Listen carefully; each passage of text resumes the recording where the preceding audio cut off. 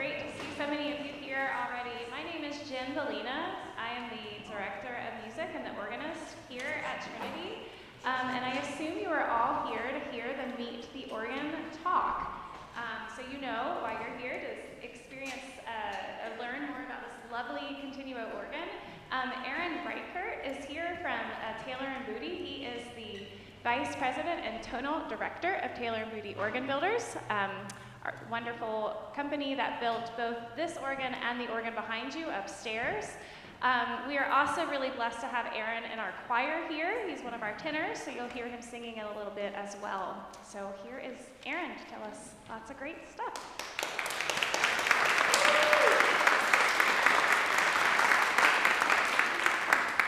Thank you all for being here.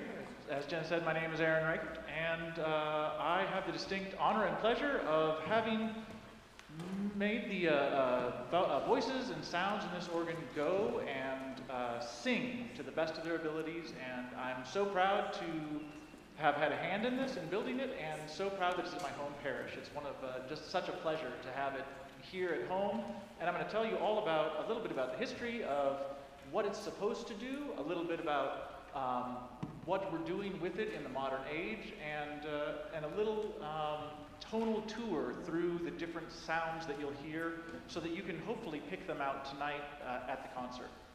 So, with straight into the nerdy details, push up your glasses, batten down the hatches, it's going to be great. If you don't understand them, come ask me afterwards. I'm totally happy to talk to anybody, especially about things that I love, like early music. So, continuo is short for basso continuo, and basso continuo is quite literally a bass line that is written in music from the Renaissance through the Baroque. And so to realize basso continuo, you generally have two instruments at a minimum, sometimes more. So you need, first of all, to have your bass line played, which is the foundation upon which you'll have concertos with two violins above it and this bass line below it. And so this bass line, this continuo line, has to carry the whole thing. And when you only have one or maybe two instruments playing with that, you need to fill in the harmonies. And so the harmonies are filled in by a chordal instrument. And so basso continuo may be done by an organ, like we're going to hear tonight, but it can also be done by any chordal instrument. So you'll need a cello to play your bass line, or a viol da gamba, in period, would have often been used. And then to go along with that, to realize the chordal structure, you will have an organ, a harpsichord, a lute, a theorbo, any manner of instruments that can then realize the pitches to give you the chord structure that's above it, which may not be apparent from the soloists or ensemble within. So the whole idea of a continuo instrument is that you are not to be a big, loud voice. You are not to be the star of the show. You are to be an accompaniment and to fill in the harmonies. That's the very core, the very basis of what the instrument needs to do. And there is so much music, just hundreds of years, literally, in our Western music that has and uses continuo instruments. So it's a real, it can be such an exciting thing because you can, the way this works, so here we go, into the nerdy details. The way this works is that you are given a bass line. I mentioned this earlier, and this bass line, you'll have figures underneath of that bass line, which will tell you what chord you should play above that bass note that is written on the score. And so it is not only an interesting musical tidbit, but it's also a improvisational language that is not apparent maybe to most musicians. So you'll have your bass note written, and this chord will have, let's say it's a C chord, and you have a 6/4 written underneath that. You go, oh, this is not a normal C major chord. This is an inverted chord. This is actually an F major chord. And so you have these different inversions of chords, and the player has to go, oh man, is that a 6 chord or a 6/4 chord? What am I singing there? And they go through and they play the bass line with that, and then they improvise chords above that. The real fun part comes in when you have the obligato instruments above that, or singers with it, and you go, oh, I'm playing this chord, but boy, I'm playing it awfully high, and it's covering up my soloist, and let's not do that. So it's a skilled continuo player is somebody who is not only reading music, looking at the numerals underneath the note, coming up with that harmony, but they're also listening to how it's relating to the other parts around them and interpreting that so that the accompaniment doesn't become a solo that nobody wanted. So that's an important factor. So the continuo organ gets to do that. Like I said, many other instruments can do this same thing. But this box, Opus 91 by Taylor and Booty, is beautiful, again, out of black walnut, carved in the pipe shades. You can see the pipes through the pipe shades. They are made of, for the most part, of wood. So you have an 8-foot gadact that's made out of, I've forgotten which wood this one is, I'll look under the hood. This one's white oak. And so there's white oak pipes for the gadact, and there's also, that's an 8-foot pitch. We'll talk a little bit more about what the pitches are, but it relates to the foot of the king, little historic side note for anybody who's interested in such things. But your 8-foot gadact is sort of the basis of the organ. It has the largest, longest pipes, gives you the foundation upon which the rest of the organ is built. And you'll see these organs that do this job from ones that sit down here at the front with an ensemble like this, to back in earlier days, you might not have had an organ like this. In fact, we often don't see that churches had a little continuo organ down front. They would often use the large organ in the back. But in many, particularly German churches, there would be a double gallery where the organ would be up on the top, and it would have, just the same way this one does, have a rook positive on a gallery railing, and that would be used to accompany the instrumentalists and choir in the second gallery down below. So this job can be done by the big organ, and often would have been done. But in our modern age, we don't often, there are a lot of times that's not a practical solution. Our gallery here, for instance, is historic, and our ensemble is larger than some periods of history, and it's a wonderful problem to have. Any choir director will tell you, it's so fabulous that we have such a wonderful number of musicians and people who care about music here at Trinity. But it can make things a bit squashed up there, and so it's really wonderful to be able to have these large ensembles down front so folks like y'all can see and hear, and to do that in the modern age. And you see some historic examples of this too. You'll see little organs built for this purpose, to be portable. So this guy can be toted around to different venues and places. It's a bit hard on the organs to do that. We like it if they have a home that they can live in. But there are certainly folks that have bought other organs from us that tote them around to the National Symphony Orchestra uses one of our continuo organs for some of their performances, and so there's a fellow that bought one carts them to different ensembles, which is a fabulous thing to do, so that you can have a real pipe organ to play and sing with. So the pipe organ has, I'm all over the map here, but boy, there's so many fun things to describe and explain. So the pipe organ, and we talked about 8-foot pitch, there's more pitches to come. 8-foot gadact made out of white oak. It's the basis of what we build here. It is a stopped pipe. So you think about a flute. A flute has an open end on it, and if you bottled that end up, it would play a lot lower in pitch, just the way a Coke bottle has a certain length to it, but it has this really deep pitch. A gadact has the same function as that. It's stopped on the end, and I'll play you just a little bit here so you can hear what this is. It has a foundational, warm, sort of oh, how do you say it? It's sweet, and it should wrap you up in a big hug. It should be a warm, friendly, happy, hugging you sound. So 8-foot gedakt.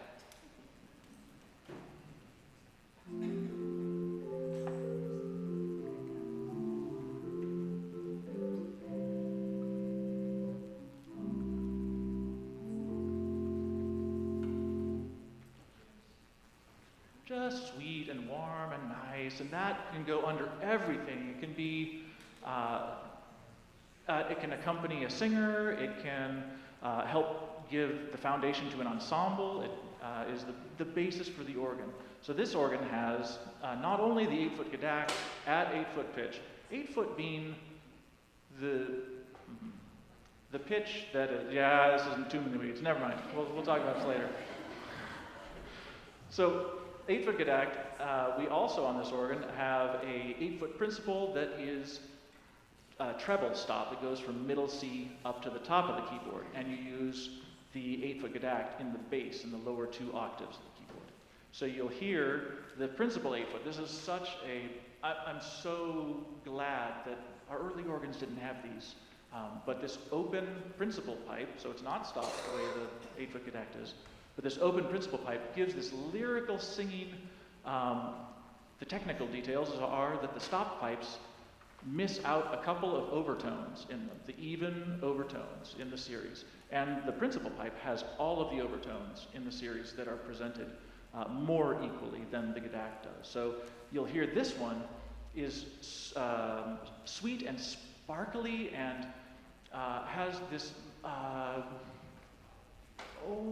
more bell-like soprano singer quality to it. And this is one of the joys of building so many of these instruments, is that we sort of gone, well, how can we evolve? How can we make it better? How can we make the next one do the job better, or not just stay stagnant? I mean, keep the things that are working, obviously, but you know, when we can make improvements or fit the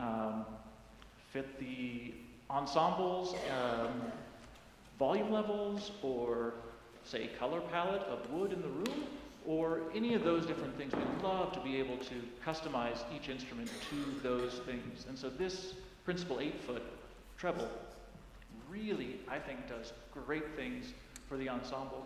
When we first delivered it, I heard the kids singing up front, and they were up on the steps, and I was like, oh, I don't know if it's gonna be too loud, what is this? And I heard them play with 8-foot principal, and it sang with them so, and I about cried. It was so, they were so beautiful, and it just complimented them so well. I was so happy to hear that. So, 8-foot principal in the treble.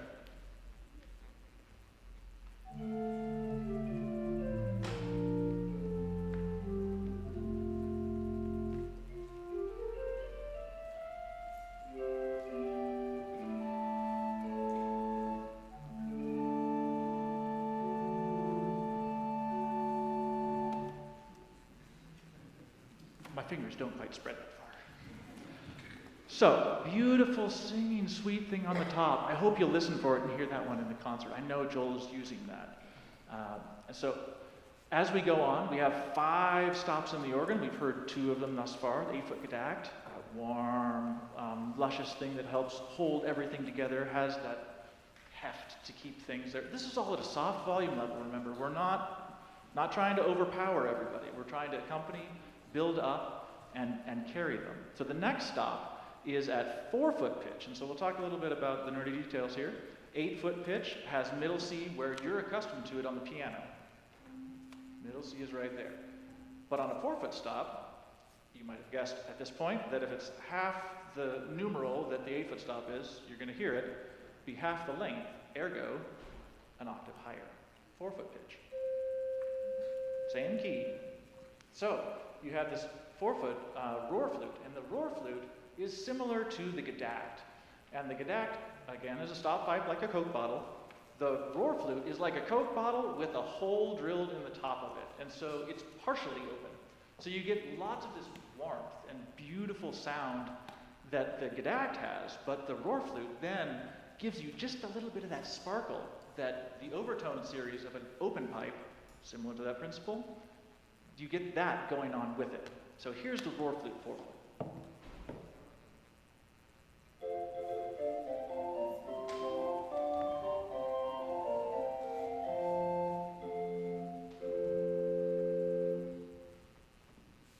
Really charming, chirpy little, birds. It sounds like birds?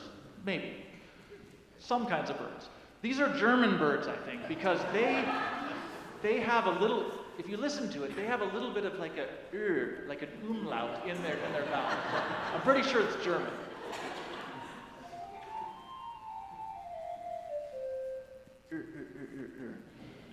Very fun.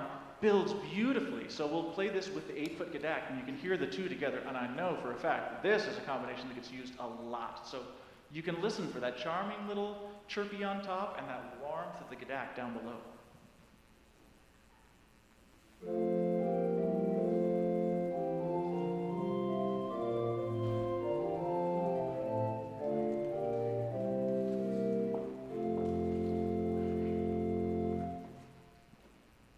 A little out of season, I must say. That's a Christmas piece. Don't play that, Aaron. So, we have the gedacht, we have the roar flute 4 with its lovely, charming upper sounds, and now we're going to build up through. And we have, let's skip this one. We have one that's in an in-between stop. We'll come back to the in-between. And remember, we're building. So we're going to go 8-4. I suppose you can maybe guess what's coming after that. We're going to have, again, to the 2-foot. 2-foot is the octave, which is a principal type pipe. So it's an open pipe. This one is lead tin alloy, so it's a metal pipe. It's cylindrical in shape and has a real brightness. And this caps the ensemble. This is the highest pitch we're going to hear. So the 2-foot sounds like this.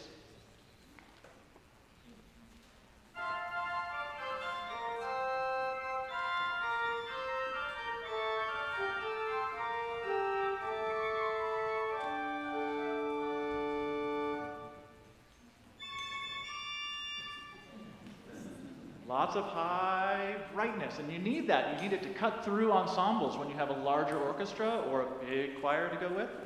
And so you have your 8-4 and 2. We can have just a little bit of that here to...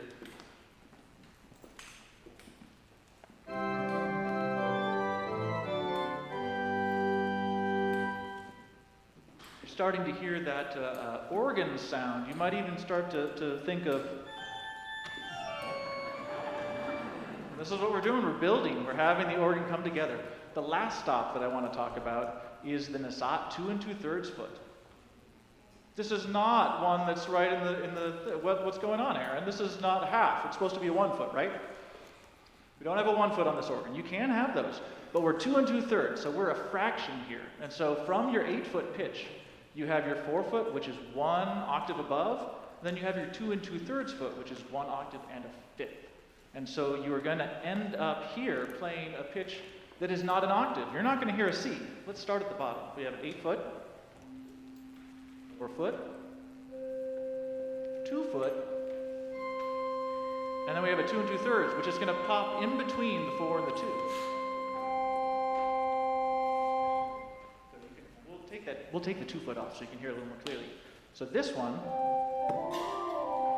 and when you take it apart, you can hear those pitches really nice and separated, but when you start to play on it and start making music, it becomes one voice. So this you can use as a solo voice because it's treble only again, just the same as our 8-foot principle was. So I'll just play you a second music.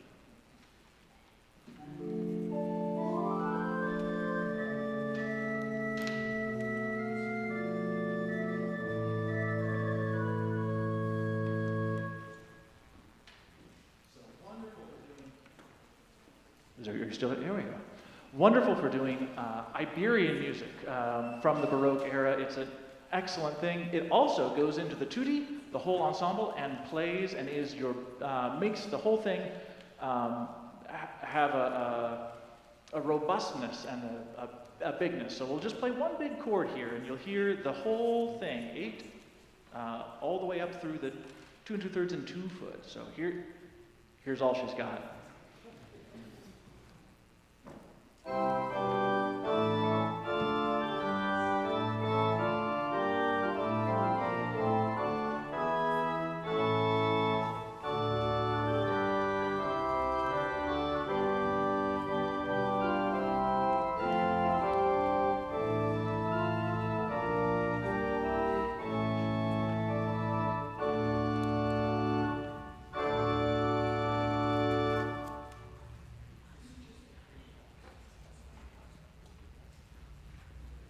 I've been corrected. This is not all we've got. Here's the fun little bit. I forgot all about this. We have because we, as I said, changed things over the years. This guy has an extra little volume lid, and that can open, and you can make the whole thing a little bit louder, and poke the sound up and out the front, which is really helpful for big ensembles, especially because the organ's pretty gentle and quiet, it's supposed to be. But when you need it to come up and over, if you're putting it at the back of an orchestra, say, this is designed to help the music get up and out so that it can be a little bit bigger for those places where it maybe isn't the thing you need. We're doing Vivaldi today, which is I'm super excited to sing, and I hope you all are very excited to hear. And this organ is a thing that they would have done and heard and used for that sort of music. But we can use it for many other things. It's on wheels, on casters. We cart it all around up here. And so the wonderful thing about that is that maybe it's not perfect for accompanying opera arias from the 19th century, say, or something like that. We don't do too many of those here. But you certainly can use it for anything. Handel organ concertos, many, especially early music, many different things. It's such a blessing to have this organ here at this church, and I'm very happy to chat with you all about any more of this. I'm not excited, am I? Do I sound excited? I would be very, very happy to talk at length about all of these things, and we'll have to do that after the concert. So, we're not quite ready yet, but without further ado, I'm done, and thank you so much for attending this talk.